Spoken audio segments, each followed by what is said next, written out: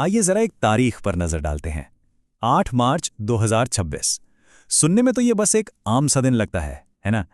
लेकिन यही एक दिन हमें पूरी दुनिया में चल रही उथल-पुथल की एक झलक दिखाता है। और अचानक एक के बाद एक बड़ी खबरें आनी शुरू हो जाती हैं।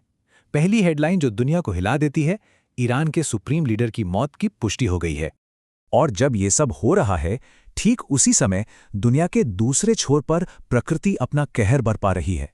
खबर आती है कि सेंट्रल यूएस में आए टॉर्नेडो से जबरदस्त तबाही हुई है। और फिर इन दो बड़ी खबरों के बीच एक तीसरी बेहद अहम डेवलपमेंट।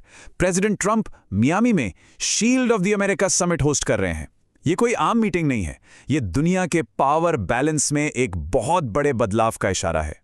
तो ईरान में जंग, अमेरिका में बवंडर और एक नया पॉलिटिकल अलायंस, ये सब एक ही दिन में आखिर हो क्या रहा है? इसी को समझने के लिए एक टर्म है पॉलीक्राइसिस। इसका सीधा सा मतलब है जब कई अलग अलग मुसीबतें एक ही समय पर आती हैं और एक दूसरे से टकराकर एक बहुत बड़ी, बहुत ही उलझी हुई प्रॉब्लम बन जाती हैं। आइए इस गुत्थी को एक एक करके सुलझाते हैं। तो शुरुआत करते हैं उस जगह से जहां हालात सबसे ज्यादा तनावपूर्ण हैं, यानी ईरान में चल रहे युद्ध से। देखिए, ये लड़ाई अचानक से शुरू नहीं हुई। इसकी नींव तो करीब एक हफ्ते पहले ही रख दी गई थी। 28 फरवरी को अमेरिकी इजरायली स्ट्राइक में सुप्रीम लीडर खामेनेई मारे जाते हैं। इसके ठीक बाद 1 मार्च को हिजबुल्लाह लेबनान से मिसाइलें दागता है। और अब हम 8 मार्च को हैं, लड़ाई अपने दूसरे हफ्ते में है और ईरान ट्रू प्रॉमिस 4 नाम के हमलों की 25वीं खेप लॉन्च कर रहा है। और यहां जो बात गौर करने वाली है वो ये है कि ये लड़ाई सिर्फ ईरान और इजराइल तक ही सीमित नहीं रही, ये तो पूरे मिडिल ईस्ट में फैल चुकी है। देखिए, दुबई के एक फेमस टावर पर ड्रोन अटैक, कुवैत में अमेरिकी एम्बेसी पर हमला, साइप्रस में ब्रिटिश मिलिट्री बेस को निशाना बनाना और जवाब में अमेरिकी B-1 बॉम्बर्स ईरान के अंदर जाकर मिसाइल साइट्स को तबाह कर रहे हैं। तो इसका असर पूरी दुनिया पर क्या पड़ रहा है? बहुत बड़ा।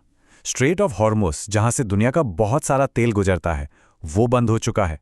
इसका मतलब है कि दुनिया की 20% ऑयल सप्लाई ठप पड़ गई है।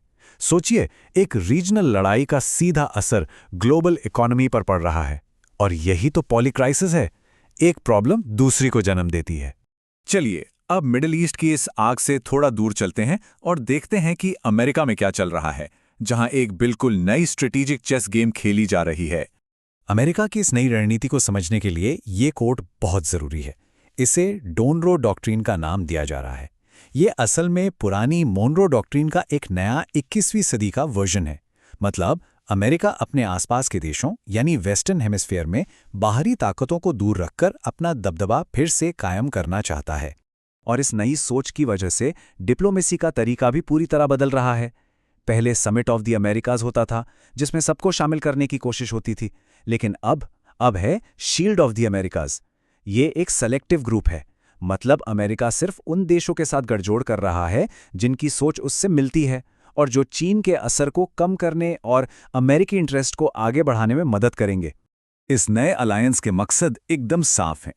पहला तो है चीन के बढ़ते आर्थिक दबदबे को रोकना, चाहे वो चाइनीज 5G टेक्नोलॉजी को हटाना हो या फिर सप्लाई चेन को वापस अपने इलाके में लाना हो। और दूसरा बड़ा मकसद है घर के अंदर की समस्याओं से निपटना, जैसे ड्रग कार्टल्स, टेररिज्म और बड़े पैमाने पर हो रहे माइग्रेशन को रोकना। तो हमने जियोपॉलिटिक्स की बात की। अब जरा लेंस को और वाइड करते हैं और देखते हैं कि इन सब के बीच हमारे प्लैनेट यानी हमारी धरती और लोगों पर क्या बीत रही है।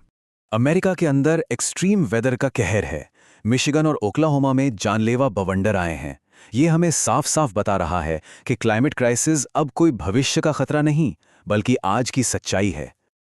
और सिर्फ अमेरिका ही नहीं, दुनिया के दूसरे कोने में चलिए, भारत में। वहां एक ऐसी हीट वेव चल रही है जो पहले कभी नहीं देखी गई। टेम्परेचर नॉर्मल से 6 से 12 डिग्री सेल्सियस तक ज्यादा है। ये एक और सबूत है कि हमारा प्लैनेट जबरदस्त प्रेशर में है। लेकिन जानते हैं, इतनी सारे उथल-पुथल, इतनी बड़ी-बड़ी समस्याओं के बावजूद एक चीज है जो कभी नहीं रुकती, और वो है जिंदगी। इसका एक बढ़िया उदाहरण स्विट्जरलैंड है। एक तरफ दुनिया में जंग और तबाही मची है और दूसरी तरफ यहां लोग वोट डाल रहे हैं। एक रेफरेंडम हुआ कि पब्लिक मीडिया की फीस कम की जाए या नहीं, और 54% लोगों ने इसके खिलाफ वोट दिया। मतलब बड़े बड़े संकटों के बीच भी डेमोक्रेसी और आम जिंदगी की गाड़ी चलती रहती है। और हाँ, ये 8 मार्च का दिन है, यानी इंटरनेशनल विमेंस डे। तो ये याद रखना भी ज़रूरी है कि बराबरी की लड़ाई अभी ख़त्म नहीं हुई है। ये डेटा देखिए, ये बताता है कि पूरी दुनिया में कानूनी अधिकारों के मामले में महिलाओं के पास पुरुषों के मुकाबले सिर्फ 64% राइट्स हैं। तो ये लड़ाई भी इसी पॉली क्राइसिस का एक हिस्सा है। तो चलिए अब इन सभी अलग अलग धागों को एक साथ जोड़ते हैं। आखिर ये सब मिलकर हमें क्या कहानी बता रहे हैं? तस्वीर ये है कि हम वाकई एक पॉली क्राइसिस के दौर से गुजर रहे हैं।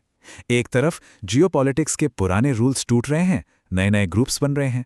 दूसरी तरफ हमारा पर्यावरण लगातार बिगड़ रहा है। और सबसे ज़रूरी बात, ये सब अलग अलग नहीं है, सब एक दूसरे से जुड़ा हुआ है। एक जगह की लड़ाई पूरी दुनिया की सप्लाई चेन हिला देती है, लेकिन इन सब के बीच समाज और आम जिंदगी भी अपनी जगह बना रही है, चलती जा रही है। और ये सब हमें एक बहुत बड़े सवाल पर लाकर खड़ा कर देता है।